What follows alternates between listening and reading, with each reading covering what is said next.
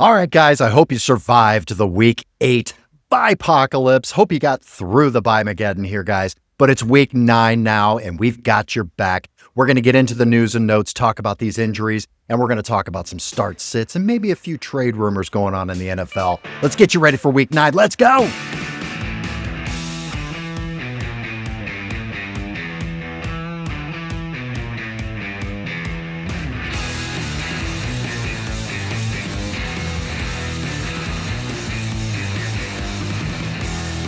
All right. Welcome to the show. This is the Frankly Fantasy Football Podcast. We are your hosts, Frankie and Johnny. Woo! Bipocalypse, Bimageddon. We had it. It's over. It hurt. How'd you do? Did you make it through? Oh man, the Bimageddon had me going bipolar, John. Let me tell you. I ended up, listen, I had two really good teams. And then, you lose to an 0-7 team. Shout out Matt McGlone and go fuck yourself. So there you go. Hey, it is what it is. How about you? How'd you end up this week? It's strikes and gutters, man. You win some, you lose some. I tell you what, though, you want to talk about two active motherfuckers in our fantasy leagues? It's these guys right here, guys. Woo! We put together, 6 trades between the two of us? Six trades in one week. Listen, man, you have to do it. I had two teams that were 2-win teams going into last week. And, basically, you got to trade your way out of this shit, guys. You can't just sit on your team and go, all right, are they going to do it this week? This is the week for them to... No, you've got to be active. You've got to make changes. You got to take some chances, take some swings, guys. That's how you win. Have to. I was able to pull together some good teams here, man, and be the high point scorer for the week in 2 leagues that I needed some help. Yeah, I needed some help, man, but that's what you got to do. Little help from my friends, man. Yeah. All right, this week, guys, we'll talk a little bit about last week here, but we're going to get into news and notes. We're going to get into week 9. We've got some serious games coming up here in week 9. A few more buys to deal with here, guys, and some injuries to talk about as well. But Frankie, let's look at last week, a little bit from last week here. Week 8, a little bit of recap here. Miami versus Atlanta. All I have on this game, Frankie, is nothing means anything anymore. It's like that meme where it's just like, buy your pumpkin spice latte, put your fucking Christmas tree up in November. Right. Nothing matters any longer. It doesn't. It doesn't. This is one of those games. Tell me, you analyze, I would consider you a fantasy football analyst. Yes. We do a podcast. We talk about this every week. How? You see the pieces lined up on the board. You see, this move's obviously going to go here, and this move's going to go. Nothing went as the way it was supposed to go. What the fuck happened in this game, dude? A broken clock is right twice a day. That's the only way to describe this. How does Bijan... 4 points. 4 points. 4 points. Smash of the smashiest plays of the week. For sure. It was crazy. That was as good of a matchup as you could ask for. And then Tyler Algier gets a touchdown. Tyler Algier had 4 rushing yards and gets a touchdown and had more points than Bijan Robinson did. I know. Okay. Oh, and then I Drake lost London my first game of the year in our family league because of Bijan Robinson. Yes. But then even more so, you're like, Drake London's out. Oh, okay. Sorry for those that have Drake London, like myself. That should even more so make Bijan amazing.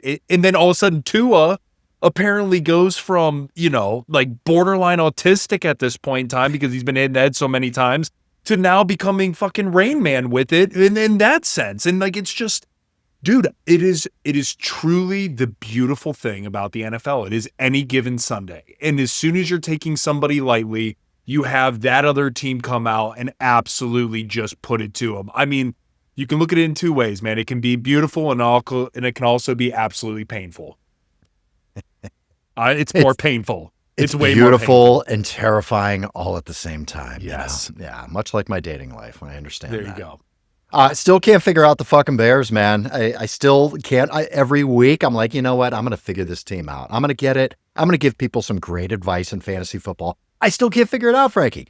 Bears versus the Ravens. The Bears scored touchdowns on 6 of their first 7 red zone possessions in their first 3 games this season. We're like, oh shit. Okay, here we go. This team's going. In their past 4 games, the Bears they're only 5 for 16 in the red zone, man. What's happening? What do we do with the Bears moving forward? I can't figure it out. It's the play by Caleb Williams right now. It is the problem because DeAndre Swift's looking great. It ain't DeAndre Swift. It isn't even the rookie that's backing up DeAndre Swift being that 1-2 punch and a Kyle Monangai. You know, like it isn't that. And man, I'm just pulling this up because this is what's fascinating. Let's just go back to the last 2 weeks alone after those 4 weeks. They had a bye week. Then he had a decent game against Washington-ish. He got saved in kind of, whatever by a rushing touchdown. But in week 7 against New Orleans, which should have been another smash play. Smash. Caleb Williams, 4.68 fantasy points. What does that mean? He threw the ball 26 times, completed 15 passes for 172 yards and an interception.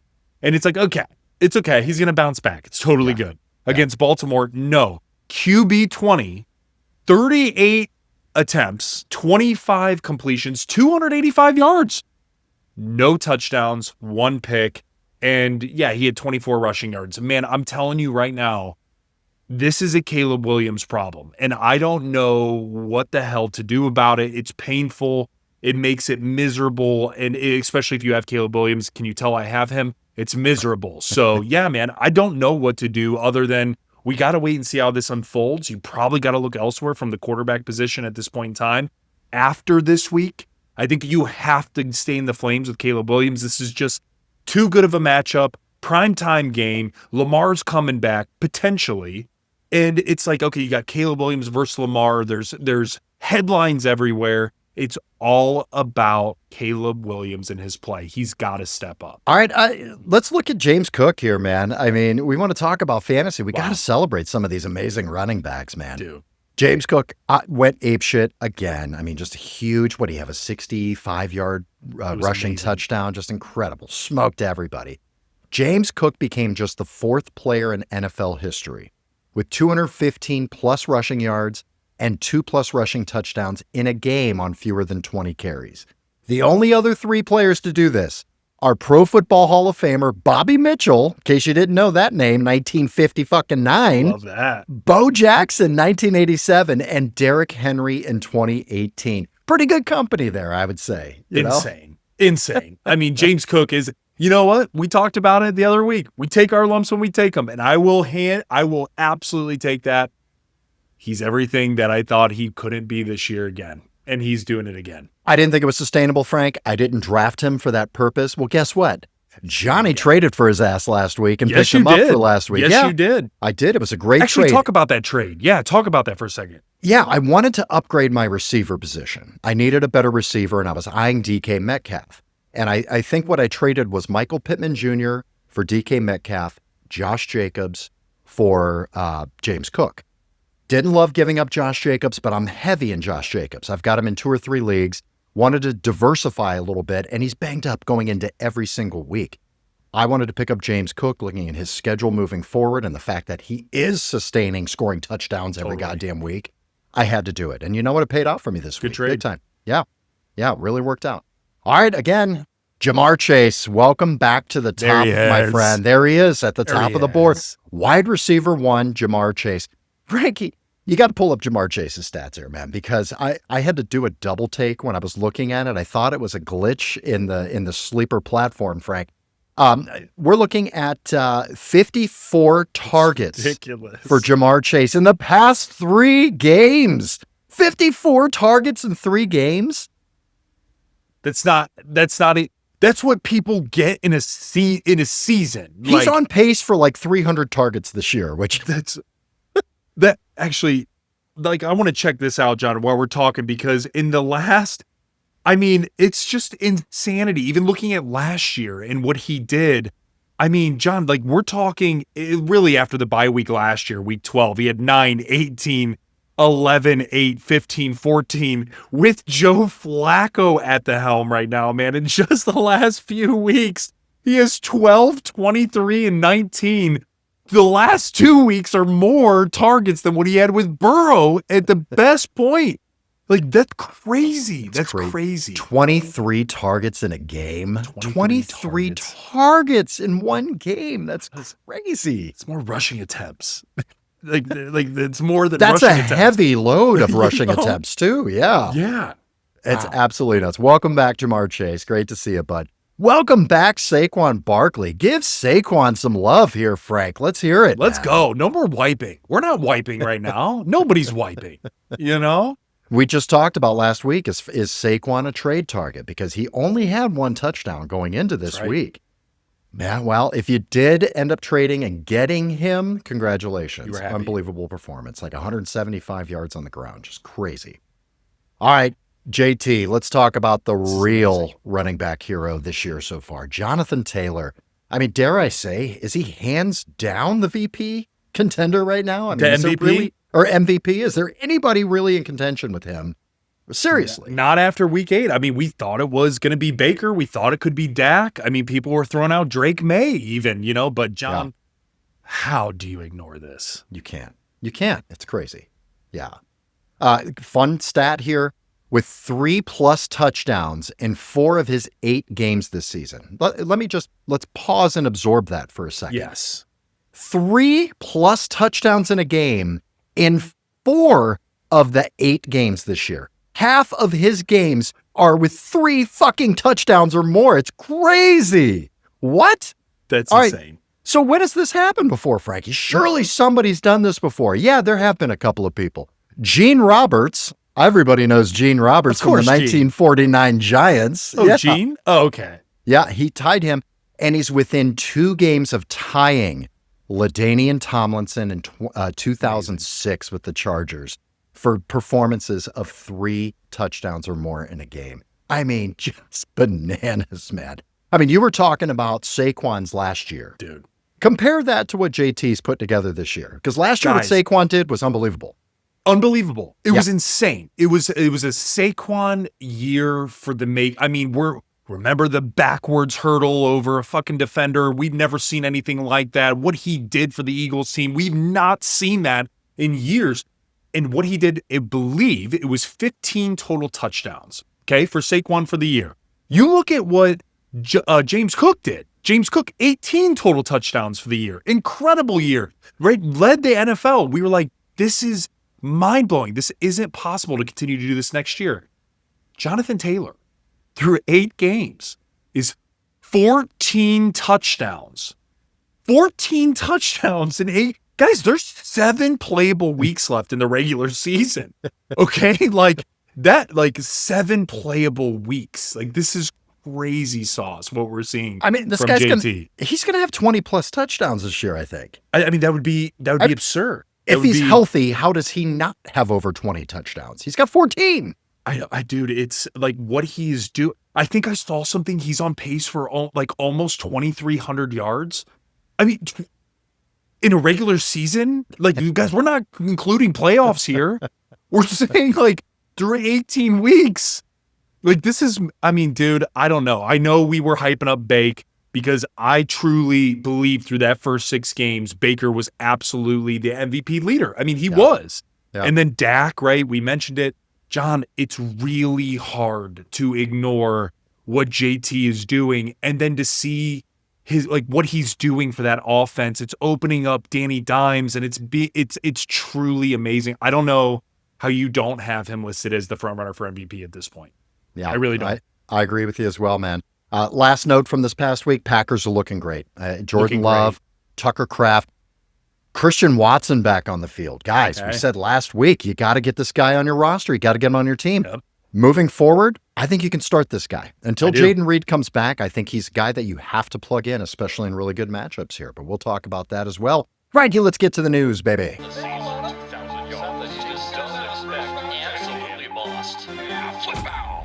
News and notes. All right, bring out the bell. This one, it almost feels disrespectful to bring out the bell for this one, man. Does. You know, this broke my heart. Cam Scattaboo, the fucking juggernaut bitch. Yeah, man, one of the most gruesome injuries it reminded me of the Nick Chubb knee injury. It did. Of how just gruesome it was, man. I mean, his ankle was that. Yeah, and I'm watching the game, and I was trying to figure out, why was everybody freaking out? I saw his knee pop forward, and I was like, oh, that is bad. And then I happened to look at his knee or his foot a minute later. I went, oh, his foot is sideways like this, completely just, oh, God, it was so disgusting. Cam Sucks, Scattaboo, man. I love you, brother. You're amazing. You did great for us all this year. You just brought fun and energy and just, just that grit back into football that Brought we fun. need, Fun. Yeah, exactly. So looking forward to seeing him next year, but he's done. He's gone for the season, guys. Tyrone Tracy, what kind of importance are you putting on getting Tyrone Tracy onto your roster and in your starting lineup? You're making it important. I wouldn't say I'm going to go absolutely crazy because, guys, Cam Scattaboo was a much better overall back than what Tyrone Tracy was. And with that of Jackson Dart at the helm being a rookie, we got to wait and see. But it's definitely somebody you want to try to go after to the level of what you're going to need to go after him with. I don't know how much I'm spending on him, but, man, it's just sucks. But, yeah, try to pick up Tyrone Tracy. Yeah, it does. Terry McLaurin came back, played well, looked great. It's good to see TMC back on the field. Yeah, real good. And he is so needed on that team. Left the game again with a quad. Doesn't seem to be very serious. You're going to have to watch practice. Again, we record this on Tuesdays, so we're a little behind on the news here later in the week. But watch TMC this week. Quinshon Judkins, sprained shoulder. He's on a bye this week. You're going to have to monitor when he gets back here. But I don't see a shoulder keeping Quinshon out too long here. Kyle Shanahan came out. Too early to say that Brock Purdy plays. This has just been a nightmare. It's been a nightmare. If you own the receivers and you own Brock Purdy, this the past 4 or 5 weeks has just been crazy. Terrible. Gonna have to watch again, guys. We're not gonna know here probably till later in the week. Saints making QB change to Tyler Shuck. Cool. Sweet. Cool. Yeah. All right. They're probably gonna trade both receivers here before the week's over as well. So. There you go. Saquon left the game, did not return with a groin. He's on a bye as well. One note I have in here, Frank, is Tank Bigsby needs to be owned. Yeah. Big time. He's the backup to Saquon. He got in there. He looked pretty good, actually. And running behind this. He's a good back. And running behind this Eagles offensive line, I could get 3-4 yards for sure. I would bet on that. I'll die. Yes, I'll do a little over-under on that. I'll be like Cam Scattaboo. Let's go, bitch. Come on. Yeah, I would be like Cam Scattaboo. I'd have my fucking leg twisted in half and broken. That's exactly what would happen. All right, where am I? Lost my place. There we go. Carson Wentz. Bring out the bell. Not a big bell because I don't think anybody's really relying that much on Carson Wentz. Carson Wentz is done with this for the season with a shoulder injury. Last bit of news here. We've got the unimportant signing of the week with MVS, Marquez Valdez-Scantling. Signing with the Steelers. Oh, what's that? Is that your MVS impression? This is just, what am I doing here, John? Hey, Marquez, get out there and go to Pittsburgh. Run some fucking cardio, buddy. That's exactly it. I'm running cardio. All right, ready? Next play. MVS, I want you to run 50 yards down the field. Take the safety away. We're definitely not going to throw it to you. But we're definitely not throwing it to you. Got it, Aaron. Thank you. I'll do that. Okay. All right, some players to watch here, guys. This is a long list, but you know who they are. You're looking at your fantasy teams, and there's a big Q next to these guys. They're questionable. You're going to have to watch throughout the week with some of these guys. Not a lot of news here coming on Tuesday morning, but Puka Nacua, the good news is going to practice. Looks like he is going to play, so you should get Puka Nacua back on your team. That's great news. Brock Bowers should play this week as well. Watch those practice reports with him. Isaiah Pacheco, running back for the Kansas City Chiefs, week to week with an MCL sprain. Now, when you hear week to week, to me, that means you're definitely missing this week and maybe next week. We'll see how it goes. So, Frankie, what are we looking at with Kareem Hunt and Brashard Smith in that backfield? Great matchup this week with Buffalo. Big over-under. Big. There's going to be some value with these guys. What are you doing with them? Guys, what's crazy is I would have never thought that I would be choosing actually Kareem Hunt over Brashard Smith. But what we saw when Pacheco got hurt, Kareem Hunt looked great. He looked fabulous on Monday night against the Washington Commanders. So for me, guys, I think both are options. Both are totally playable, assuming Pacheco's out. I might lean Hunt a little bit more because I think he's going to do a little bit more of the groundwork and will obviously get some work in the passing game. But both are quality options if Pacheco are out. Pick up Brashard Smith. We talked about this last week. Hopefully you got ahead of it, guys, but pick him up. This could be somebody who could help you down the stretch or in your playoff hunt here. All right, Lamar Jackson. The drama continues here. Participated in the walkthrough on Monday. Is expected to play on Thursday night. As of right now, he practiced on Tuesday. That's great news. They messed with us a little bit last week, I know, but it's looking pretty positive for Lamar Jackson this week, so that's great news. All right, guys, I've got a list of guys here. You're just going to have to watch. No status. Going to have to see what's going to happen here. So watch towards the end of the week. And also go to Instagram or TikTok. You'll be able to see Frankly Fantasy Football Fridays with Frankie. Frankie's going to give you updates on who's in, who's out, any last-minute changes you might have to make to your team before the weekend. Let's go down the list here. Jaden Daniels, hamstring. Kyler Murray, foot. He plays on Monday night, guys, so you're going to have to make plans for that if you don't see him practicing. J.J. McCarthy, ankle. Michael Penix Jr., knee. Bryce Young, ankle. Basically every quarterback in the NFL. Literally. Yeah. Nico Collins, concussion. He should get out of the protocol this week, but pay attention. Drake London, last minute out on Sunday with a hip injury. Going to have to monitor that as well. Brian Thomas Jr. with a shoulder. Calvin Ridley with a hamstring. Jacoby Myers with a knee. Hopeful to get back this week for the Raiders. Ricky Pearsall trying to get back on that practice field. So you're going to have to watch 49ers practice for Brock Purdy and for Ricky Pearsall here. All right, Frankie, let's look at week 9. Let's look at the week ahead here, man. Get into the bread and butter of what's going on this week. All right, this week on buys, we've got the Browns, the Jets, the Eagles, and the Bucks all taking a rest this week. Frankie, some really interesting games here this week, man. I want to talk about a few and just hear your thoughts on some of these.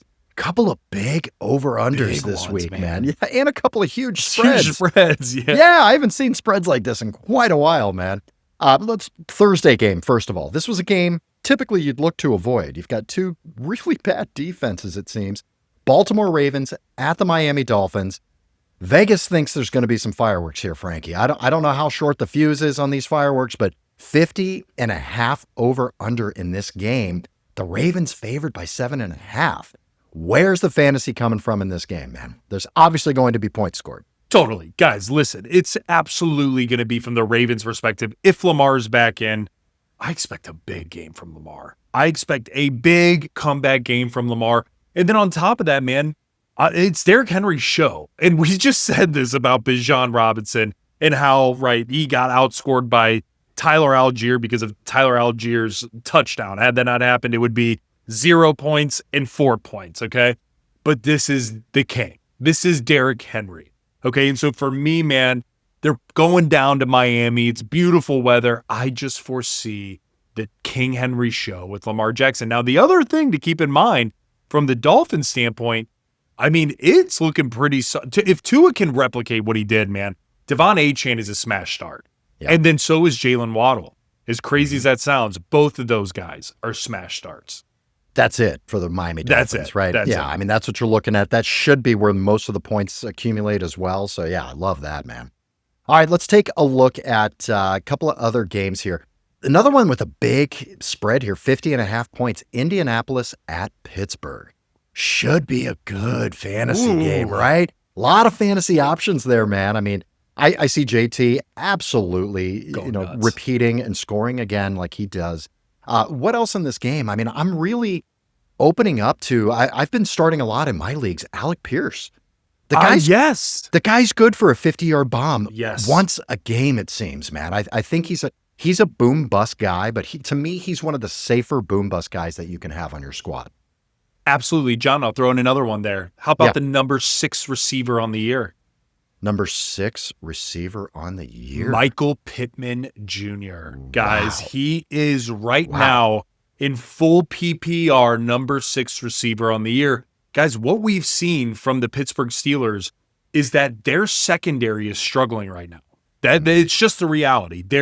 I mean, you look at what the Packers did. You look at what some of these other teams have been able to do against that defense. They're getting cooked. I mean, look at what Flacco did. Flacco cooked them. You know what I'm saying? So it doesn't have to be even a dominant type of quarterback at the helm. I mean, you put Danny Dimes with that of Jonathan Taylor, who's totally going to open this up. Man, I completely agree. I love the call out of Alec Pierce. In my opinion, I think he is truly, and I know I'm going to get some shit for this, but I think he's superseding that or supplanting that of Josh Downs as receiver too. I just like Alex Pierce. Daniel Jones is throwing it up and giving him opportunities, and it's working. And then you have Michael Pittman Jr. coming over the top. That's just looking insanely good. So, and then don't forget the rookie tight end who's been an absolute sensation with that of Warren. So for me, man, I'm firing up when we talk about fantasy implications. This is the game I actually have circled. I'm super excited to see this for the Colts. I'm super excited to see this for Jaylen Warren to continue to do what he's been doing. Yeah. And to see how is Aaron Rodgers going to distribute the ball. We've seen him certainly get DK Metcalf involved, but we saw Roman Wilson last week. Welcome sure did. back, man. Yeah. We saw a couple weeks before that, Darnell Washington, big 6'7", 300-pound, scoring a touchdown. Freiermuth, 2 touchdowns. Jonnu Smith scoring here and there. Who is going to be that second guy behind DK Metcalf? And that's what I'm excited to see from the Pittsburgh Steelers. Maybe it's going to be MVS. Could be. Let's go. Pittsburgh Steelers 32nd, dead last in passing defense, by the way. Yep. Start your Indiana Jones, my friends. Yes, sir. Oh, yeah. All right, the Chargers, man. This is a big one. 9.5 favored the Chargers over the Tennessee Titans. Start your Chargers, guys. Start your Chargers. Gotta love that. All right, Frankie, here's another one. Very similar to the Baltimore-Miami situation. You've got the Chicago Bears at the Cincinnati Bengals.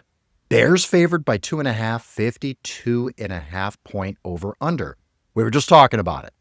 What are we doing with the Bears, man? This is against a bottom 3 defense with a 52.5 point over under. Where are all the points going to come from? I mean, when you look at what Justin Fields, who was benched, what he was able to do against this defense is terrible. Like, it is very, very, very bad. So for me, man, you're firing up everybody on really both sides of the ball, meaning like Cincinnati and for the Bears. I mean, Rome Odunze, DJ Moore should be getting more involved now. I mean, DeAndre Swift's a smash start. We talked about that in the beginning. He should be a smash start. And then certainly, man, Monangai, I mean, he looks good. And so if you're in a deep league and you have maybe Quinshon Judkins or you have Rashad White or you have Breece Hall and they're on a bye, he might be an okay play. This throw a dart, see what happens. You know what I mean? So for me, that's really cool. But certainly on the flip side, man, I mean, Jamar and T. Higgins, I mean, shit, they look good. And so here's an interesting one, John, and I actually want your opinion on this. What about Samanje P-Ryan? This is a guy in a deep league who looked really solid last week, and he actually supplemented a lot of what Chase Brown did. Is this somebody that's even viable in 14, 16 team leagues?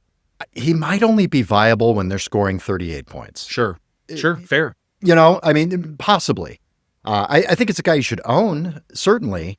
But yeah, I don't know. I mean, I just don't. Sticking with the big 3. Yeah, stick with the big 3. And even that, Chase Brown still makes me nervous. Mm-hmm. You know, I mean, it's only when they're scoring points and they're up in games like they were last week that Chase Brown's going to get a ton of play. You know, in a really competitive game, I'm just not sure. This week might be okay. I think you can play him. We're not talking about, you know, the defense, you know, being lights out or anything. So you should be okay. But long term, I don't know. I don't think so. I think it's a guy, he's basically a handcuff at this point in my mind. DeAndre Swift, though, is one of my starts of the week. There's no question about it. At Cincinnati, he's had double-digit points in every single week except for week 1 where he had 9.5. So, I mean, the guy's actually been very solid. Not a guy I'm typically all over either. All right, this could be the ass beating of the week, Frankie. According to Vegas, it should be. It should be. We've got the New Orleans Saints going into the LA Rams. 14 points is what the Rams are favored. Have you ever seen a 14-point over-under? Never. And I we're Browns remember. fans. Yeah. Okay? We're Browns fans. Right. All right? Right, yeah. You're starting your Rams, guys. This should be beautiful and enjoy it. Absolutely, man. All right, Frankie, let's look at a couple. We've got some trade watches here going. A lot of rumors going around where, you know, the trade deadline, I think, is next week, I believe, is the trade deadline. Yep. So when we're looking at some of these guys that are rumored, it looks like the New Orleans Saints could do a fire sale here. They could move some guys, specifically Chris Olave and Rashid Shaheed. Yeah. What are you thinking with these two guys? What are some good landing spots? What are you hearing? And what are your thoughts on, should we be picking these guys up in case they do get traded to a good situation? Yeah, great question. Guys, there's 3 and then an honorable mention team that I could totally see these players going to.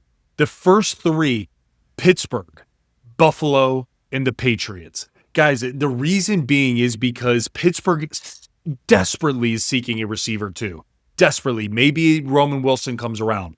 I don't know. I don't really see it. I think he would be a great 3. Calvin Austin has been banged up. Again, he's more of like your Brandon Cooks, super light, just, get burner down the field. So for me, man, the Pittsburgh Steelers desperately need a true receiver too. Buffalo, on the other hand, is actually looking for a great complement to their now receiver one, which is Khalil Shakur. And I think a Chris Olave would be a perfect piece for that. Or even more so, actually, I think Rashid Shaheed, because of his deep threat capability, because you have kind of that short medium route with Shakur already buttoned up, and Kincaid. Kincaid's been really solid as well. So to have somebody who can take off the top of that defense and has been really good all year, man, on a really shitty team, has been Shaheed. And then the Patriots, man, listen, I get it. I know Booty has been doing really well, and I understand they have Stephon Diggs. But what we have historically seen is the Patriots need additional receiver help. And I think one of these cats could be really good. And the last one, the honorable mention, is Seattle. Listen, when I took a lot of shit for saying, draft time, I was salivating at the ADP for that of Cooper Kupp. Listen, Cooper Kupp has been more boom bust this particular year than anything, and he's been actually more bust than boom. So the Seattle Seahawks desperately need, knowing they're a top-tier team in the NFL at this point, especially in the NFC West, you got to have another piece. So they could certainly look to add one of those other guys. I like Rashid Shaheed in Buffalo. I really do. do. I know, obviously, giving Chris Olave is a very good receiver. I think he'd be excellent with Josh Allen. Don't get me wrong. Totally. But for the actual need of taking the top off the defense. They need it bad. Have you ever seen Josh Allen throw a deep ball, by the way? It's fucking beautiful. To Gabe Davis, for those of you who remember, it's stunning. Right. No one else has been able to make Gabe Davis relevant but Josh Allen. That's what I mean. And look at Rashid Shaheed's doing in New Orleans with this garbage quarterback situation. Give him Josh Allen. This guy could be a top 20 receiver. Man. Could you imagine? That's what I'm saying. I'm going to make a move and try to trade for Shaheed. I think it's a good move. I traded for Olave already because of his value and what he's already produced in New Orleans. If he gets traded, I think it's going to be a great spot for him, hopefully. But Shaheed, the same thing. I'm going after him because I want to see what could be if he does go. Jacoby Myers, another guy on the block here. I mean, totally could be. Certainly seems like he's going to get traded. He's been asking for it. Yeah. He hasn't really performed, in Las Vegas. Any ideas on some landing spots? Where would you like to see him go? I mean, he could also be a phenomenal option for that of the Pittsburgh Steelers. To pair another big guy alongside that of DK, I think makes a ton of sense, man. And here's the thing with Jacoby Myers and what's interesting about the situation. They just signed Tyler Lockett, right? And I get it. Tyler Lockett's not a guy that's going to come in and steal a ton of targets. But in a Pete Carroll kind of situation, maybe that's the piece that, Geno Smith needs to just have a relevant, a reminder of the past, something along those lines type of player that can jog or bring out the best of Geno. I'm not saying Tyler Lockett's going to be a game breaker. That's not what I'm saying. But I think it could be a piece that they add in order to get, kind of maybe to cover for Jacoby. But for me, man, I think the Steelers could be very, very interesting here. And I definitely think, again, this could be an interesting play for Seattle. It's a different style receiver than anything that they really have. And so if that is the case, to pair with a Jackson Smith and Jigba, and then you have Jacoby Myers, kind of that bigger body, that could be really, really nice. I think Seattle's a good fit for Jacoby Myers. I do think so. And I think the fact that they picked up Tyler Lockett is them saying goodbye to Jacoby Myers. Yeah. I mean, Tyler Lockett, he's Jacoby Myers just left out on the counter like a banana too long. I mean, they're the same guys. He's just older and crustier at this point. Then you think for the Raiders, they drafted Jack Beck. They also have the other rookie in Thornton. And so for me, man, I mean, they want to probably start seeing what they got out of these guys because the Raiders aren't going to be relevant this year and probably not next year. And it's going to take some time with this rookie class. So I think to get a couple good maybe draft assets from that of Jacoby Myers, I think would be super solid for them. Okay, here's another guy who is certainly going to be moved. We're in it with the Browns, and we pay attention to them. That's our team. Yep. David Njoku, the Chief. We love him. He's amazing. Just physical specimen. You want to talk about? He's the guy second to DK. Let's get a little gay for a second. How I want to lick DK's chest and there you abs. go. Sure. David Njoku's right there. He's right up there. He's a little too big for me. I'm not going to lie, but like as in like his pecs are too big. You would prefer like more of a C cup instead of a D cup type of thing. Okay. Yeah. Pretty. I get it. An athletic B. Yeah. This is more my speed.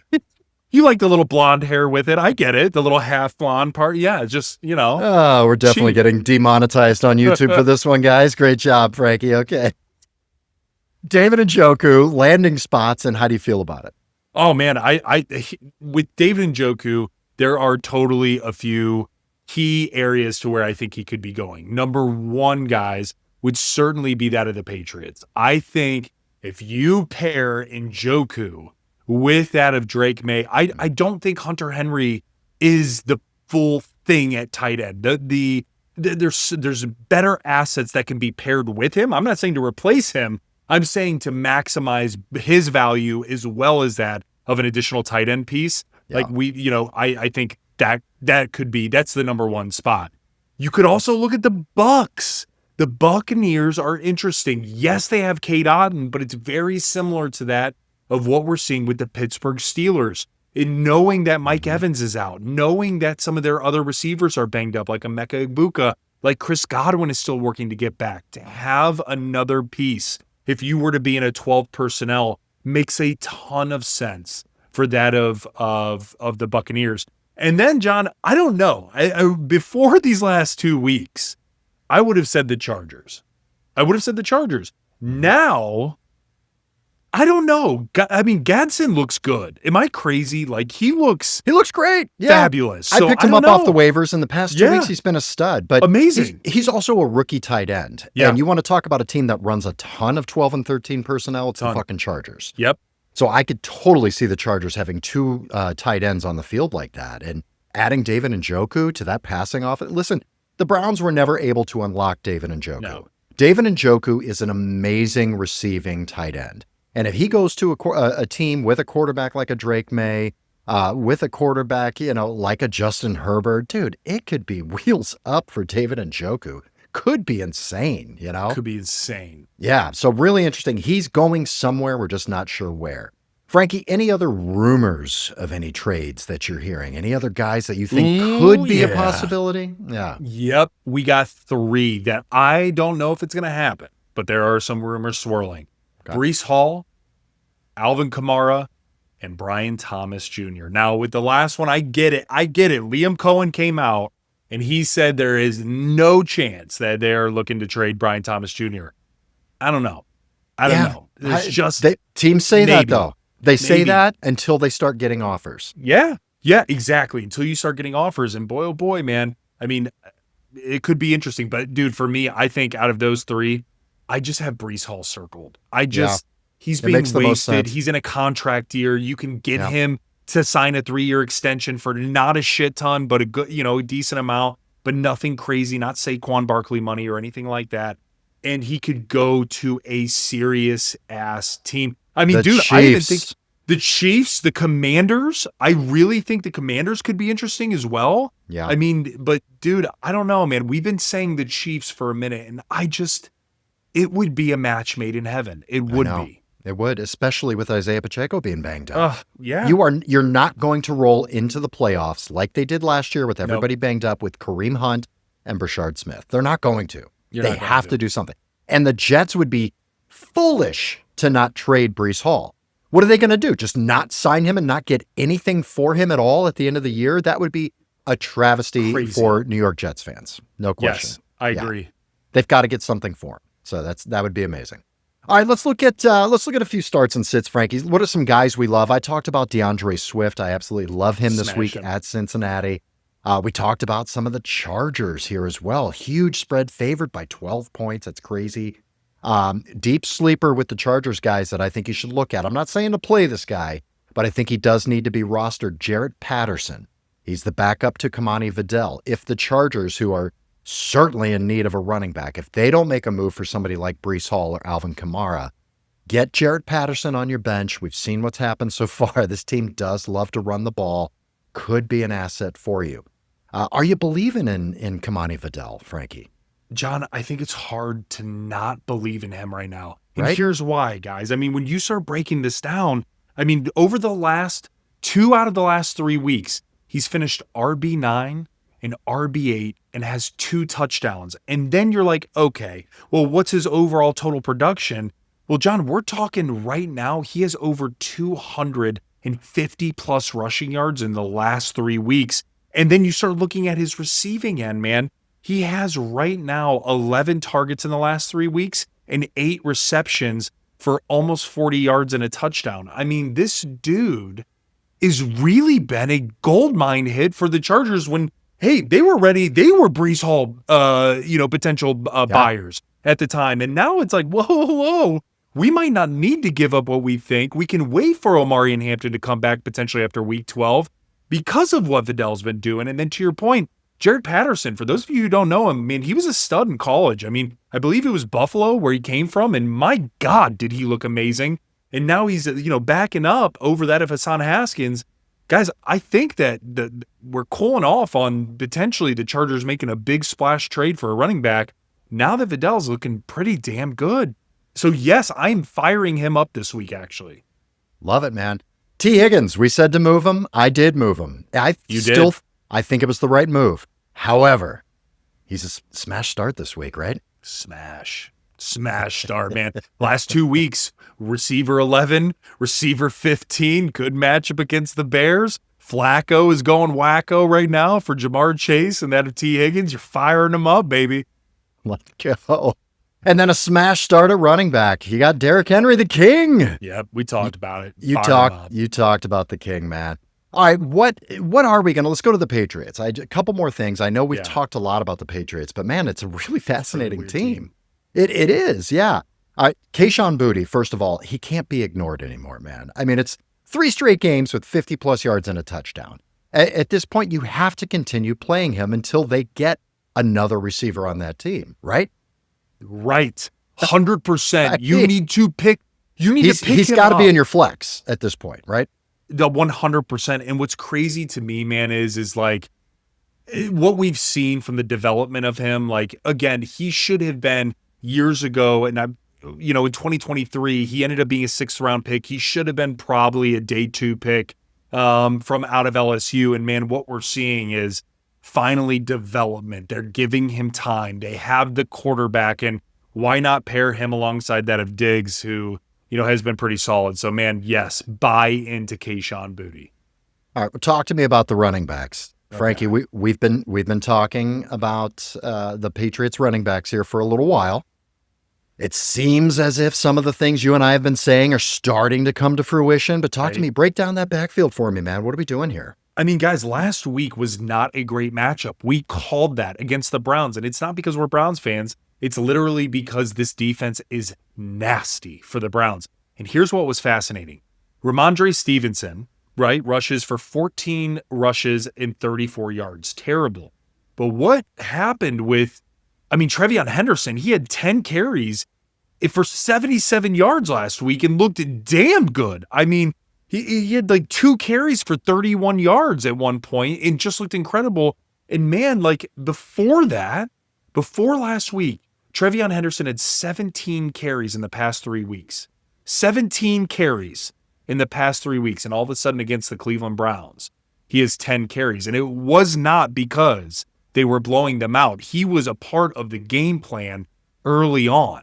I don't know if this is because of Vrabel having insider information, having come from the Browns last year, being the consultant on multiple different facets, even helped out, the offensive line and all that good stuff.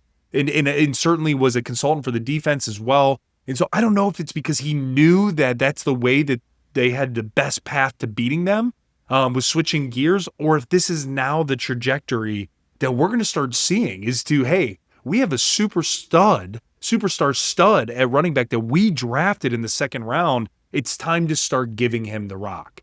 And so for me, man, I'm actually not going to be starting Ramondre Stevenson, and I'm not necessarily yet starting Trevion. I'm actually benching both of them, but in the next few weeks, I think I'm going to put my money where Trevion Henderson is.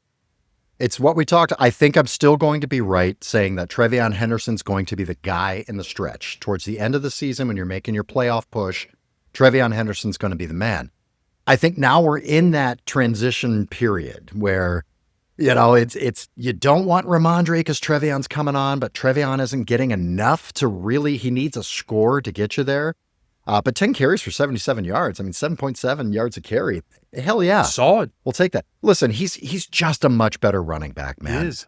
Keep him on your team. If you don't feel like starting him, which I think you can. I mean, he'll give you, a safe floor, but his upside-ish, floor-ish. But his upside, we saw him break a couple. He had a 27-yard run. He had like an 18-yard run. That's what he does, man. Give me that first 50-yard touchdown that he breaks out, and it's going to be crazy with him. I guarantee it. The thing that scares me with Trevion is his snap share still.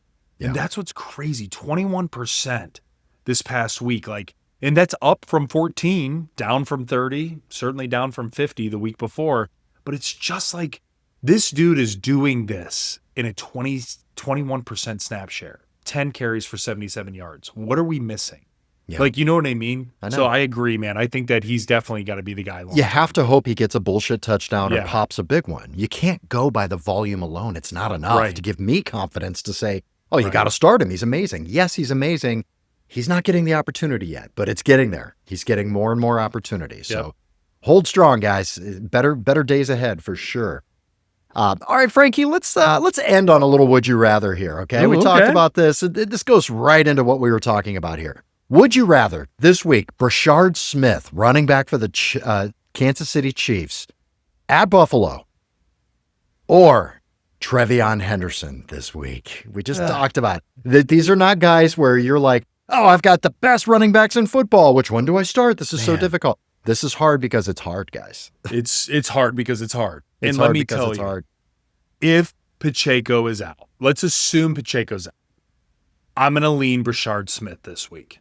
And I'll tell you why. Because they're playing Buffalo, and there's just something in Andy Reid's brain that is going to come up with something creative because this is a rivalry game. They both hate each other. You got the battle of the top quarterbacks, in my opinion, in the AFC next to Lamar as well. But Patrick Mahomes, Josh Allen, we've seen this play out. We've also seen scoring to be crazy between these two teams. Mm-hmm. So what I want is a little bit of peace of Brashard Smith, knowing he's going to be cooking up something incredible if that of Pacheco's not playing. The other key piece is with Henderson is that they're playing the Falcons. And that defense makes me nervous against this type of offense. Number one total defense. Yes. But then Miami had their way with them last week. How about that? So for me, man, I'm leaning Brashard Smith this week due to the matchup. But let me say this, if Henderson pops off this week, let's just say he truly pops off another 10 carries, 77 yards, and he gets him a tutty, I think moving forward, you need to be starting Henderson. But this week, I want to see it. I'm with you. I think it's Brashard Smith Smith as well. Yeah, and I think the main reason is just goal line. Yeah, I think you're going to see you're going to see the Chiefs in the red zone much more often. So I just think it's going to have more opportunity to get your points. Yeah. Is the main thing. Yeah, and you can run on that Buffalo defense, by the way. You can. Yeah, absolutely. All right, guys, that is the show for the day. Thank you for sticking around. We love you. This is great. Week 9. I can't believe we're going into week 9 already. Crazy, man. Guys, don't forget, please follow us on social media. Frankie's a maniac on social media. It's amazing. Give you a lot of shit to laugh about. We'll give you updates and news as well. It's Frankly Fantasy Football, Instagram, TikTok, Facebook, YouTube Reels as well. And don't forget, like, share, subscribe, hit that notification bell on YouTube, guys. It's going to tell you every week when our episodes come out. Frankie, what are you going to be putting out this week? Ooh, guys, here we go. We're going to be doing some waiver wire. Who are the top waiver wire pickups?